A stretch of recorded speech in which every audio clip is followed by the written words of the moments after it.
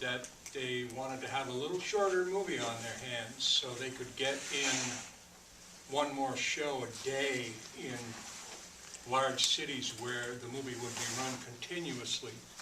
So they proceeded to cut about 10 minutes from the movie, and that pretty much stayed out of the film for 69, 70, 89, for almost officially 25 years. Unofficially, there were copies that were introduced into the scheme of things that pretty much replicated what you just watched.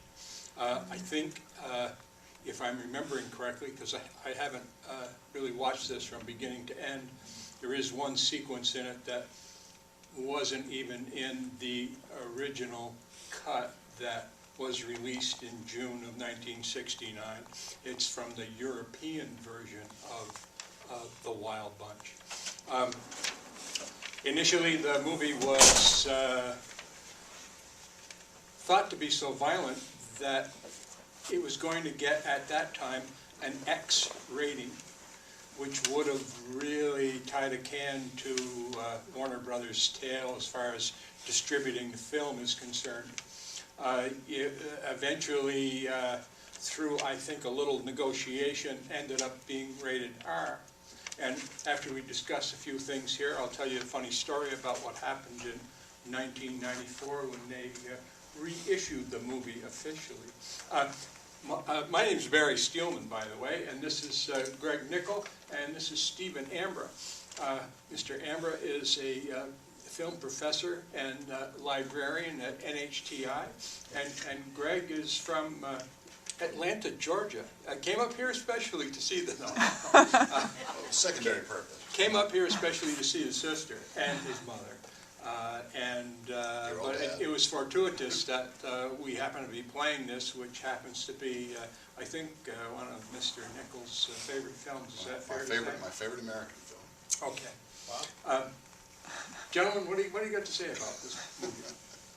Well, just briefly, I've been obsessed with the film since I first saw it in 1977. That was the summer of Star Wars. And Star Wars was one of the first films that was hyped well in advance of its release, usually back in the 70s. And prior to that, a film would open in a big city and play around and develop a reputation. But Star Wars, 6 months ahead of time, everybody was excited about that. It was my first quarter at the University of Georgia. I had the Star Wars soundtrack. I'd read the novelization. I was all pumped up. And 2 weeks before Star Wars opened, the campus cinema showed The Wild Bunch. It was a Sunday night, and it happened to be one of the Prince Barry alluded to, one of the rare uncut copies. It was actually a 16mm one that someone had Frankensteined in the European cutscenes. So it ran the full length, and I was just absolutely floored. I went back to my dorm room and just lay on the couch thinking, this is the most incredibly well-made, just awesome, exciting picture I've ever seen. And a couple weeks later, Star Wars opened, and I saw it and went, yeah. And all my friends were raving about Star Wars, and I'm like, no, you gotta go see Sam Peckinpah. So that was my introduction. The first thing I bought was the novelization, which I found in a used paperback store. I have it with me tonight. And a couple months ago, I bought the 3-CD soundtrack album that just came out. There is more music per minute in The Wild Bunch than there is in The Sound of Music. Fun trivia fact. But anyway, onward to our other speakers. I'm just curious about whether this is the first time you've seen this film, and if it isn't, how long it's been since you've seen it, and what your thoughts are. And I'll couch that sort of in the time that I saw this when it was originally released, and there was an incredible debate, argument about the violence. And I'm looking at it tonight, so many years later, and it seems extremely mild by standard. And I had seen it in a sort of a back-to-back showing with McCabe and Mrs. Miller. Well, that's a unit. And the discussion was McCabe was a far more representative film without the violence, and tonight's film being so violent. But how did it play for you? Was it really so? Is anyone who's seen it for the first time tonight? First time? Okay. So I'm curious, what do you think, you're bringing contemporary eyes to it, how does the film play? What do you think about it? That's the first time I've been to a Peckinpah film without walking out. And it was Really? hard, and I did not like it. I thought You didn't like this film? No, I thought it was dreadful. Very well put together, but Just Just- offended by the level of violence? it makes me sad for the country, to tell you the truth. Yeah. Very sad. Well- Thinking back to 69, 77, 2013, it's Mhm. just, it's very heavy. Does it play, so you think the production values are extremely high, but is it the story that you find disturbing, or is It it reflects the culture, the culture? racism, the history, Mhm. Pontchavia, Pershing, World War I, Vietnam, Mhm. today. One, it's very easy to interpret it as a statement on Vietnam. I mean, there are so many things, so many parallels, you know, Americans being in a foreign country, and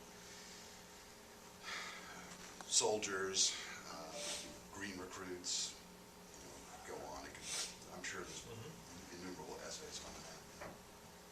How did it play for you all?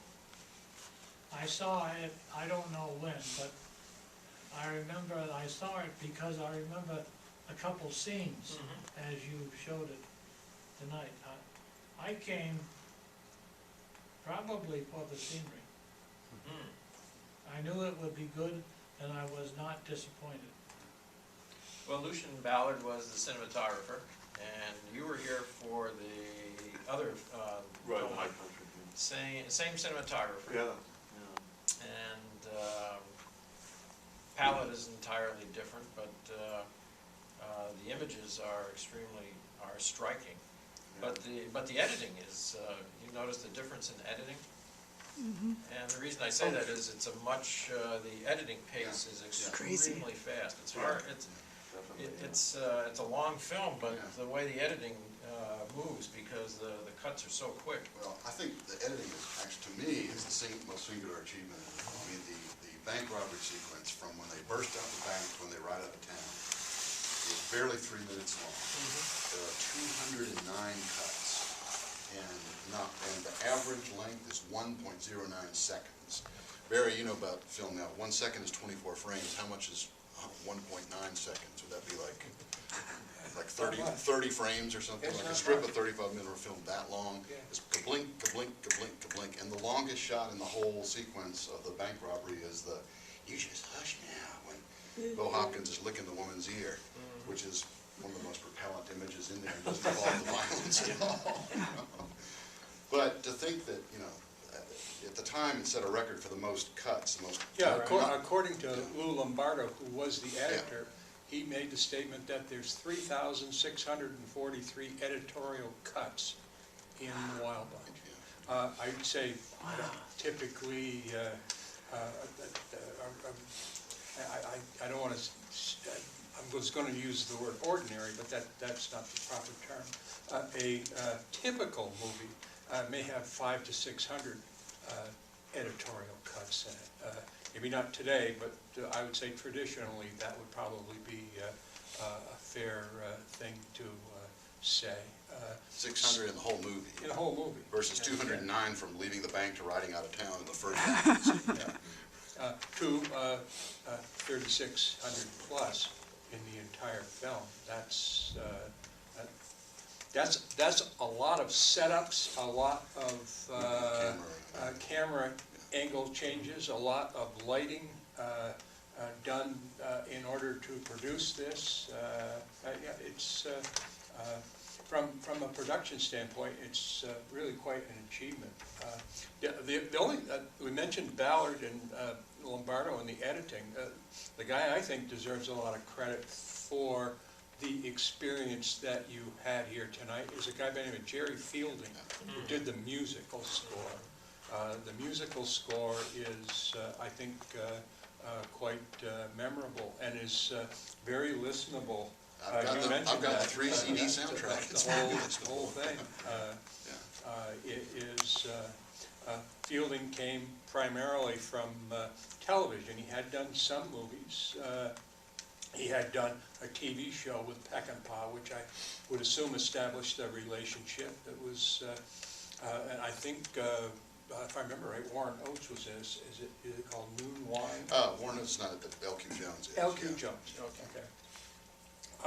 But Fielding would go on to do quite a few films with a British director by the name of Michael Winner, which, if Winner's movies weren't as effective as Sam Peckinpah's, the scores were, I thought, quite good. Yeah, yeah. I don't particularly like Michael Winner's films, but I had a Jerry Fielding compilation that had Straw Dogs, which is another Peckinpah, and 3 Fielding films, and the scores for the Michael Winner ones were actually much more listenable than the Straw Dogs score, which was mostly just underscoring on-screen action rather than being listenable. The music in the Wild Bunch is just astonishing. He came up with all that Mexican music. I mean, one of the songs you hear in the village and then over the end credits is La Golondrina. If you're ever at one of those Mexican restaurants where the mariachi band comes around playing and they take requests, ask for La Golondrina and they'll play the theme from the Wild Bunch, the song from the Wild Bunch, which is a beautiful song. It's a Mexican standard that's usually played at funerals. It's kind of a sad farewell about the spirit flying away. Sometimes when mariachi bands do it, there'll be a guy who'll do little bird effects with his hand like that. There's a whole section of the liner notes in the soundtrack album about the music for it was actually one of the cut sequences, the flashback to the whorehouse, where the only time you see Pike and Thorne together. Yeah, there's this funny little rackety sound, this like a ukulele or something in the background. There's even a copy of a memo about this from the studio executives about that's how much attention to detail was devoted to the music in the film. Another, I think, notable thing to know is that the fellow who played Mapache was an actor by the name of Emilio Fernandez. And Mr. Fernandez was an extremely well thought of Mexican film director. And he also was an actor in a lot of Mexican movies. And right around this time, he appears in several American productions. John Wayne films. Yeah, he was in something called The War Wagon, and he's also in another Peckinpah movie, Pat Garrett and Billy the Kid. And Alfredo Garcia, he's actually the one who says, "Bring me the head of Alfredo Garcia." But he definitely had some credentials in Mexican movie history. But you haven't mentioned his most famous credential.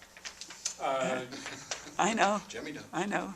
He was actually he's the the Oscar General statue. Mapache was actually the model for the Oscar statuette. Yes. When he was young and fit, that was actually Like You heard it here. Emilio Fernandez. Yeah. You can't get this kind of information any other place. I've been obsessed with this movie since 1977. I know everything. You mentioned he's a director. He's best known, I guess, for a film based on John Steinbeck's The Pearl. But Afonso Arau, who plays Herrera, the accountant, "Where are your friends, gringo? Cut the fuse. He is actually a director, too. He directed Like Water for Chocolate. The old white-haired gentleman in the village, Chano Huerta, is a famous Mexican director of horror films. And even the actor who plays General Moore, the one that was the first one shot after Mapache there in the massacre, he actually directed a couple of B pictures in the 50s. And then L.Q. Jones, T.C., went on to direct Boy and His Dog and Brotherhood of Satan, a couple of low-budget things like that. So there's like, is that 5? Is that 4? Well, Boy and His Dog is an incredible film if you've never Science seen fiction it. picture. Yeah, just unbelievable. So there's a passel of directors associated with the film, either on screen or behind the camera, of course. Yes. I've actually been looking into Peckinpah's TV work. It's because I've learned everything I can about the films. He directed, or was closely associated with, approximately a dozen feature films, half of which are westerns, depending on whether you consider Junior Bonner, which is a rodeo picture, to be a western or not. But 53 television productions. And he cut his teeth in TV on Gunsmoke. He didn't direct any Gunsmoke episodes, but he wrote, I think, 9 of them. Every one he wrote was an adaptation of a Gunsmoke radio play done by John Meston. but his adaptations are just brilliant, because I've listened to the original radio plays, and his adaptations just use it as a launching point. But working on Gunsmoke is where he met actors like Strother Martin, who appeared in Cooter, one of the best of the Gunsmokes that Peckinpah wrote. Anyway, so those were all adaptations. He wrote a couple of originals, but Gunsmoke didn't take them. One of them later became the pilot for the Rifleman. But his first ever produced teleplay, which was completely original, was an episode of Broken Arrow, the television series spun off of the James Stewart film, Broken Arrow. In the very first scene of that, a gentleman wounded rides up to the Indian Affairs office and slumps onto the porch and says, "I've been shot by the Wild Bunch." And I've always thought that was sort of like fate. It was like the direction his career was going. That Gunsmoke, the first Gunsmoke he did, which was the first produced script he ever had that was actually made into something and put on the screen. There's a scene where Matt and Chester are in the office, in the marshal's office, and there's a poster on the wall, "Wanted, dead or alive, William H. Bonney," who was Billy the Kid. And the last Western Peckinpah ever did was Pat Garrett and Billy the Kid, so there's this weird kind of symmetry to his career. Yeah. Arts. Something in the air. Yeah. Yes? Any particular reason why this film is shown at this time? I believe it was. You mean, Tonight? as far as Yeah. tonight is concerned? We've been doing a series here called Directors and Their Craft. And Peckinpah's name came up as a pretty good candidate for maybe inclusion in this series. And I guess I was the one that picked the two movies. I thought they were very representative of what Mr. Peckinpah stood for as far as filmmaking was concerned. But aside from that, no real reason whatsoever. Well, some of the themes really are similar to the one that was shown on Tuesday night, which Ride the High Country.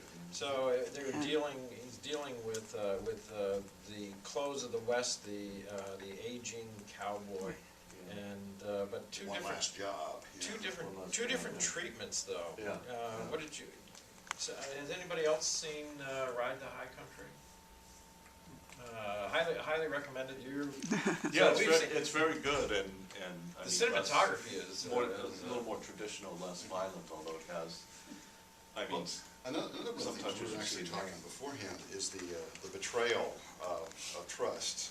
Ride the High Country is about two guys who rode together that hook up again for one last job, and then at one point one of them, the Randolph Scott character, decides that they're not going to deliver the gold, they're just going to abscond with it.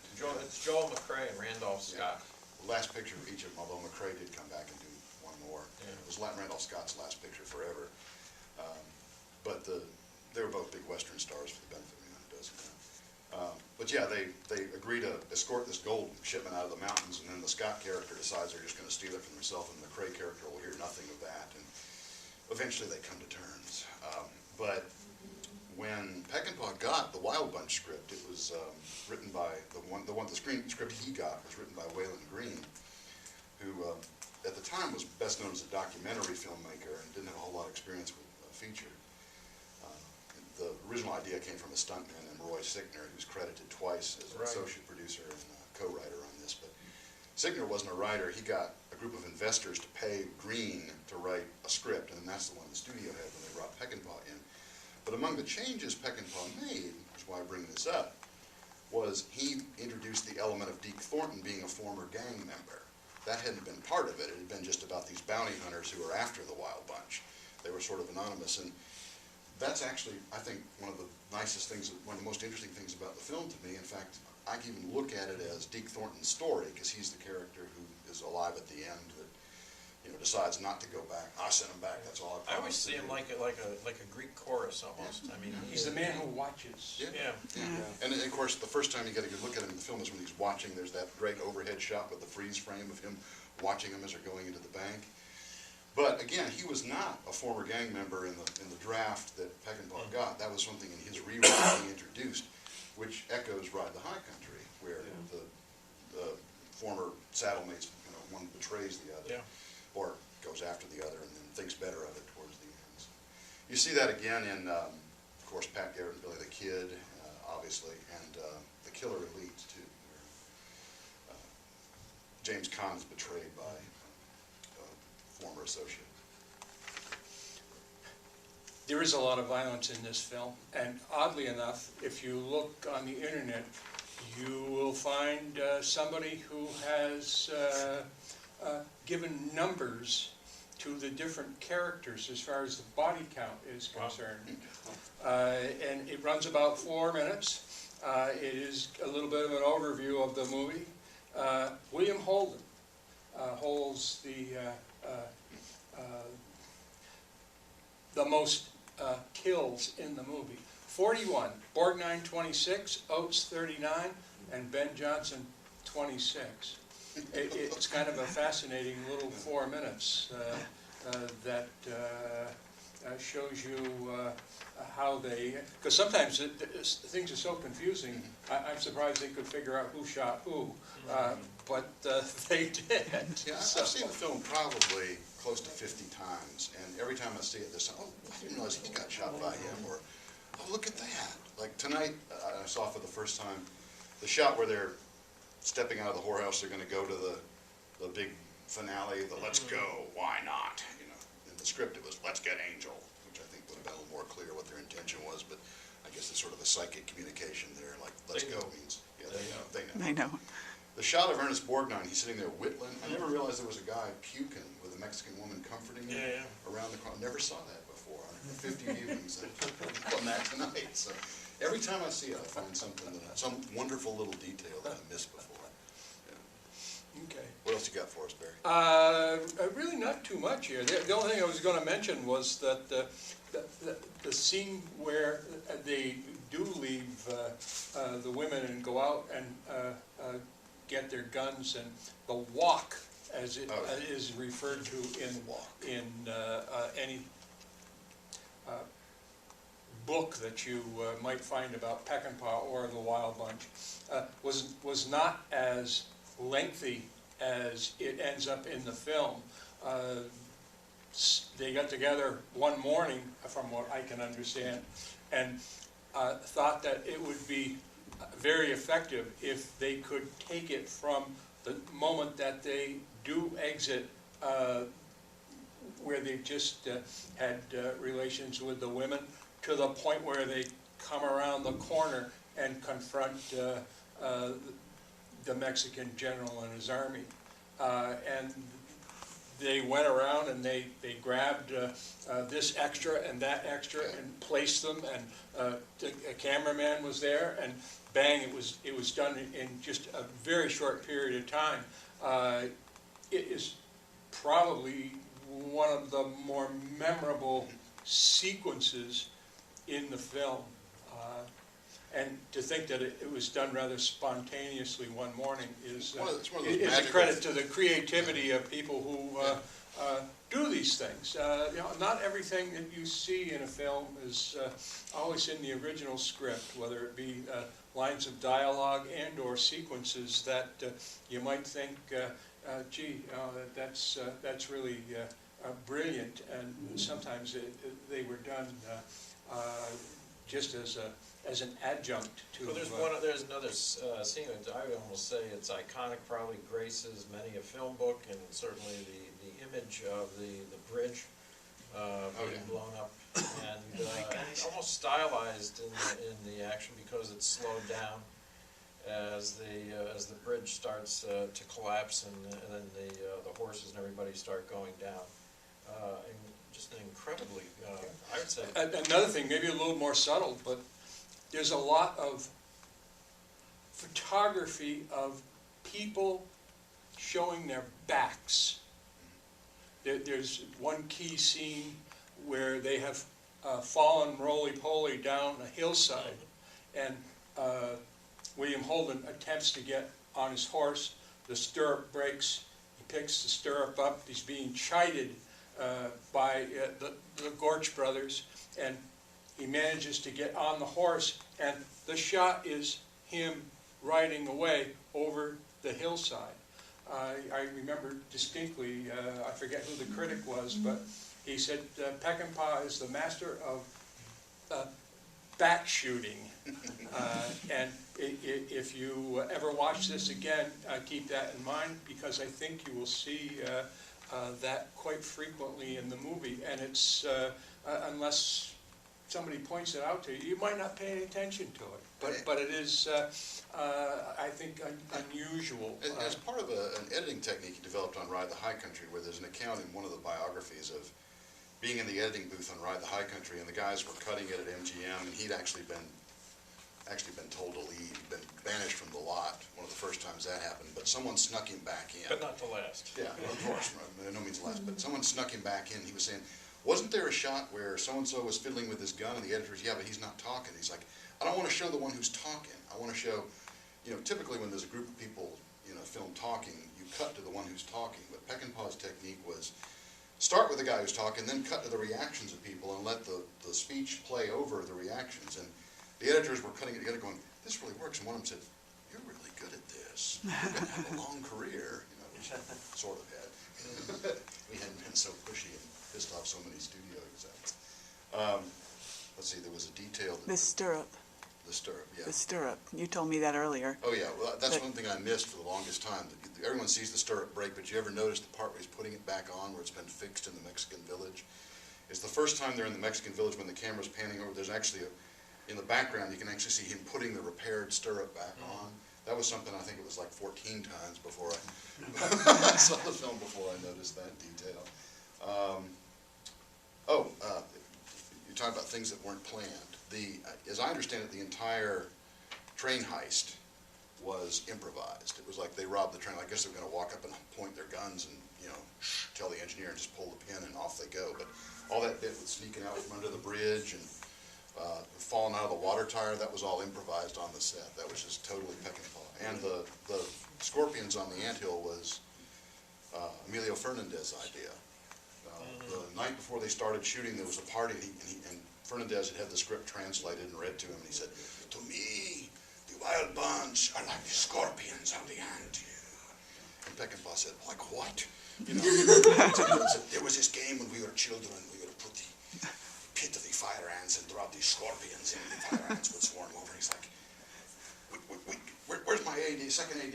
We can do that, and actually added that to the movie. It's not in the script or anything. It was just something they thought of the night before and just. I thought that added to me a lot of content. Oh, it does. Because of the richness. Transition from the older men that they are to the children or who are playing with the scorpion and the ants. And I mean, you watch how they look at one another. There's almost like there's a connection. And the scorpion and the ants is sort of a counterpoint to the baby bird at the end. Mm.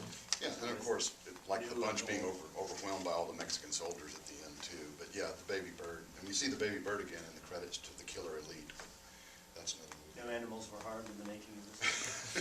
I imagine quite a few horses were harmed in the making of this film. I worked in a feature western in the 70s before the PETA and all those folks came in and made them change the way they do things. And there are all kinds of tricks to make horses fall, flying W's and hidden wires and stuff. And it looks like a lot of that was going on in this. Unfortunately, that was just the times. That was how they did these productions. We talked about the cutting, and you said you had a story about diminishing scenes or something, that the release, or 94, but... Oh, yeah, it was, in 1994, the film was re-released, and for some reason, Warner Brothers submitted it again to the MPAA for rating, and they gave it an NC-17. And Warner Brothers said, whoa, wait a minute, no, it's, this, I think it was because maybe they had this one little scene in it that was brought in from the European version, so they felt, and that was the scene in which William Holden gets shot in the leg. That hadn't been in the original cut. So Warner Brothers went back and indeed pointed out to the MPAA that in 1969, with the exception of what was probably about maybe a minute and a half's worth of film, the movie was rated R. And how could they indeed give it an NC-17 rating? And they agreed, and it got re-rated. One of the few times that a protest like that has been settled without an actual cut of some sort. Yep. Just a couple points worth noting. There are two sequences that have never been restored, and I don't think we need either of them, but apparently one of the scenes in the famed Kansas City preview print, when the film was first shown to the public, it was a Kansas City preview where the film was about 18 minutes longer, if you can imagine. There was a lot of objection to the violence. Well, one of the whole bits that was taken out was the death of the bounty hunters. At the end, we just see them calling out for Jess in the rocks there. And then we show Robert Ryan leaning against the wall, and you hear the distant gunfire. I think it works much better that way. I don't think we needed one more. Anything after that, the Battle of Bloody Force there would have been, just way too much and anticlimactic. But there was one brief sequence that is still around somewhere, because I know somebody who saw it when Sam Peckinpah came back in the 80s and lectured at their college and brought his personal print of the Wild Bunch. There was one brief bit, hardly worth mentioning, but it involved a Native American character named Jabali, who originally rode with the bounty hunters. And if you look, there are certain production stills that show the bounty hunters lined up with Robert Ryan and L.Q. Jones, Strother Martin, and the actor playing Jess, and the guy who says, better than a hog killing, then the guy with the dome hat, and then there's this old Indian in the corner. You see this, and he's got feathers and Indian pigtails and so forth. Well, originally there was a character named Jabali, and in the script he was a young Indian boy, but in production he's an old man. In the novelization of the film by Brian Fox, he's described as an old man, which tells me that Brian Fox, who wrote the novelization, must have seen a near-final edit. Right. But there's a scene where they ride up on the body of Buck, the guy who's shot and had his face blown off, and says, I can't ride, finish it, Mr. Bishop. They ride up and then they stop and they have an argument about who shot him and what they're going to do with him. And then the Robert Ryan character orders him to take the body back and says, this will settle things with the railroad and now we're on our own. Like the reward on Buck is, that's futuristic tone you've got. Yeah. But that was in the print that was shown by Sam Peckinpah, his personal print back in the 80s. Thank you. Thank you. Good night. Good night. Well, We got a question back? What sort of reputation did Peckinpah have amongst Hollywood establishment? Oh, he was a complete outcast because of arguments that started with Major Dundee, his third feature film. Yep. Major Dundee, Columbia wanted another Lawrence of Arabia, because Lawrence of Arabia had been a huge hit. They wanted a big, sprawling epic, and Harry Julian Fink, who later created Dirty Harry, wrote the screenplay about a cavalry unit that pursues Indians into Mexico, and they end up fighting with the Mexicans and fighting with the French, and it seemed like it could be an American Lawrence of Arabia. Somehow Peckinpah got that assignment. It must have been on the strength of Ride the High Country and his television work, but there were so many arguments on the set, and although Charlton Heston eventually stood up for Peckinpah, there was a scene where he got so mad at him he actually attacked him with a sword.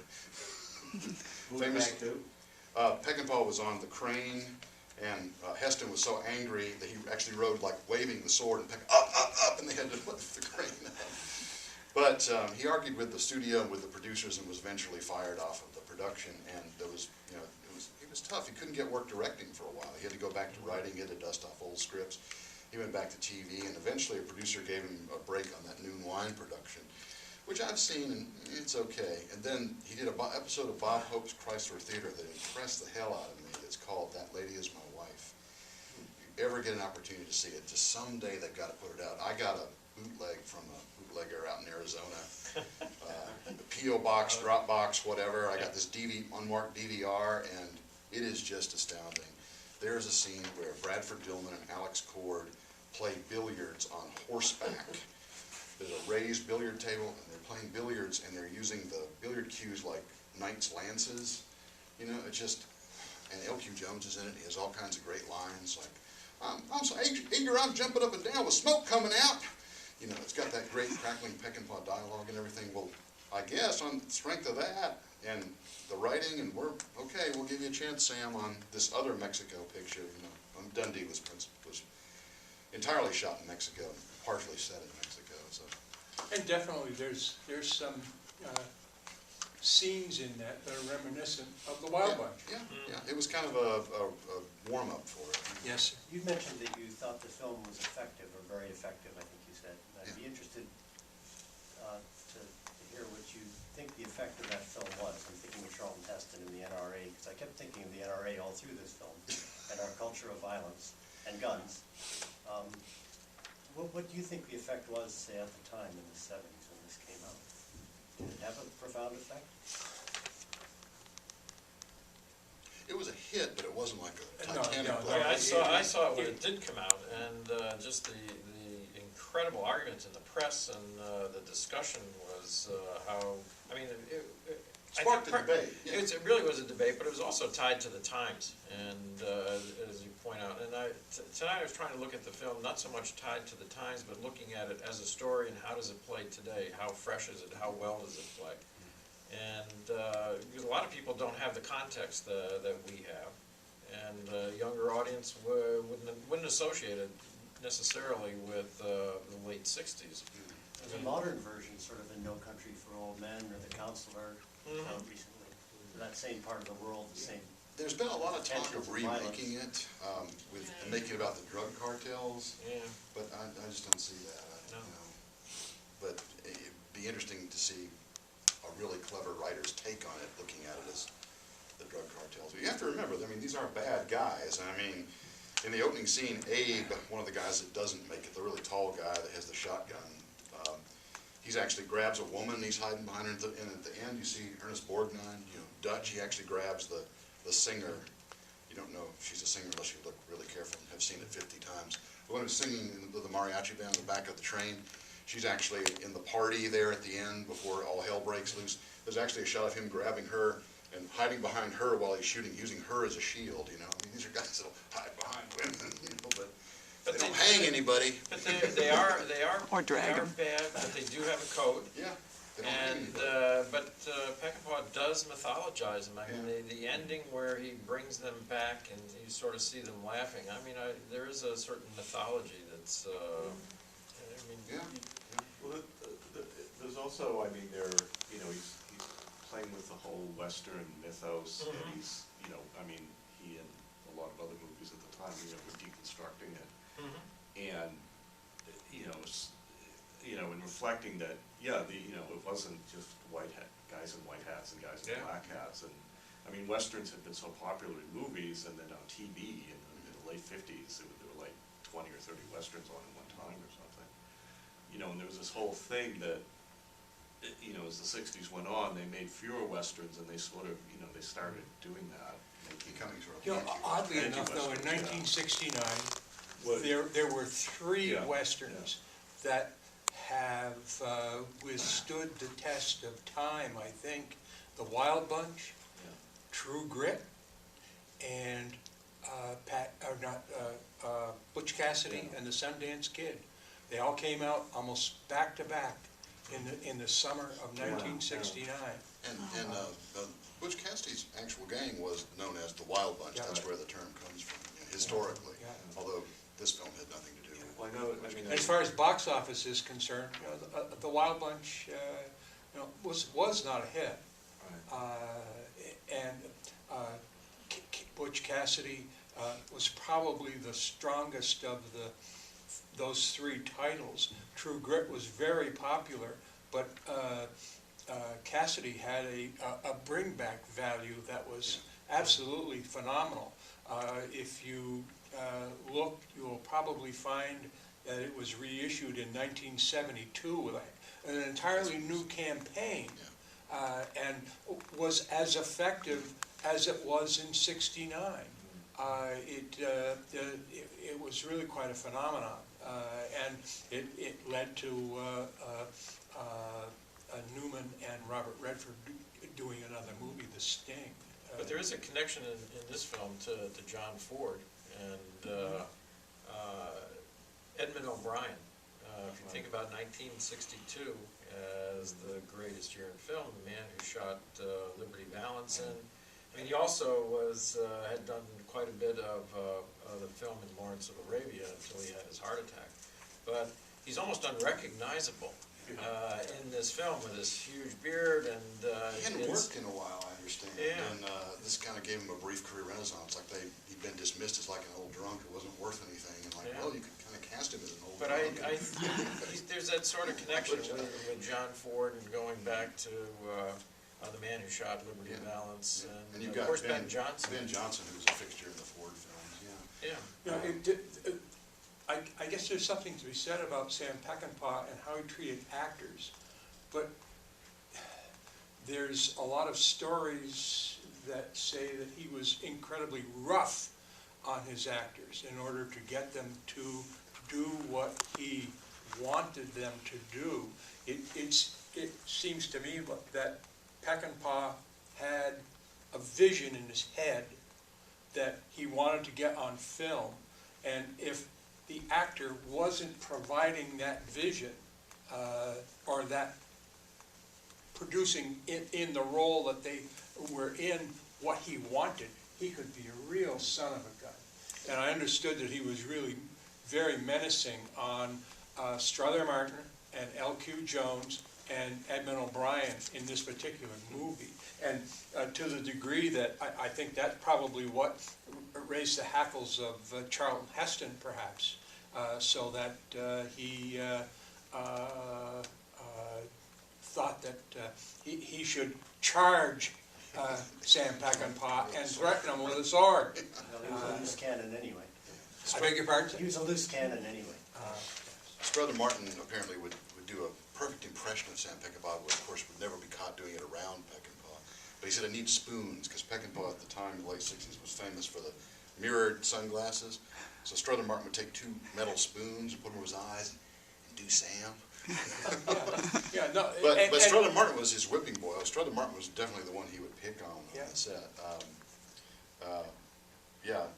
Very tough on actors. There's a great bit that's related in that Oscar-nominated documentary, The Wild Bunch and Album and Montage, where they're filming the scene, the Silver Rings scene, where they come back from Starbuck and all shot up, and the actors were apparently having trouble remembering their lines. There were a lot of blown takes, and finally Peckinpah just told Ballard to take the camera away, and he said, "Gentlemen, you've been hired by a major studio for a job that involves your professionalism to its peak. You are not at your peak. I'm going to give you 15 minutes to go learn your lines and come back and be the professionals that we hired you to be." This is like the Oscar winner Ernest Borgnine and Holden, who was a huge star at the time, and and they were all just okay, yeah, he's right, and they all just went away. They were in just that little speech, boy. But thereafter, Holden modeled his character on that speech. Whenever it's like, I either lead this bunch or end it right now. Apparently, that was all. They were saying, "You're doing Sam. You're doing Sam." Yeah, I'm doing Sam. Well, there was a character actor by the name of Slim Pickens, and I remember reading an account of how, and Pickens was in a couple of Peckinpah movies. And Dundee. And he's also in Getaway. Cable Home. In The Getaway, and there's one more. Well, Packer and Billy the Kid. the story had it that he offered at one time when Peckinpah was in need of money to loan him some $5,000, and Peckinpah took his offer improperly and said, "No, I won't take it." And he never spoke to Slim Pickens again. Never spoke to him for having the audacity to say, "Well, here's $5,000, and if you can pay me back, fine. If you can't, that's okay too." He took offense at the offer, and took offense to the degree that he never officially spoke to. Did he take the money? No, he did not. Peckinpah was notorious for just pissing away the money. I mean, he had a lot of broken marriages and illegitimate children. He had this huge debt. He was a heavy, heavy drinker. And I understand most of his latter days he lived in a mobile home in a little lot overlooking the Pacific Ocean somewhere, accessible down a dirt road. Today it sounds like paradise, but at the time it was not how a big Hollywood studio film director would live. No, you had to have the mansion with the pool and, you know, the cement pond and the marble driveway. I had one more question. I Yes. was curious about your favorite film, non-American film. The good, the bad, and the ugly. I have, Yeah, just by a little margin. And I could go on about the people I've met and that obsession, but we'll do that when we have the Leone retrospective here. Okay. Folks, I appreciate you Yeah, thanks for sticking around and listening to this. Enthusiasm and interest. I'm not quite sure what's going to happen here next month. There's been some talk about doing it in December, but I'm not certain if it actually is going to take place. I would assume it's going to start back up again in January and go through till the spring, one a month. They haven't decided what directors. The only one that was being kind of bantied about the other day was Quentin Tarantino. So we'll see about that. I would say when we did the Lenny Reefer stall, we packed the house. Really? Triumph of the Will brought in a lot of people. I bet there was a lively discussion after that. Absolutely. I wasn't able to come, did you show the full version? Yes. It was quite an evening. But I saw the full one. Yeah. Yeah, that was great. Show Olympia. No. Thanks, folks. Thank you. Appreciate your attendance.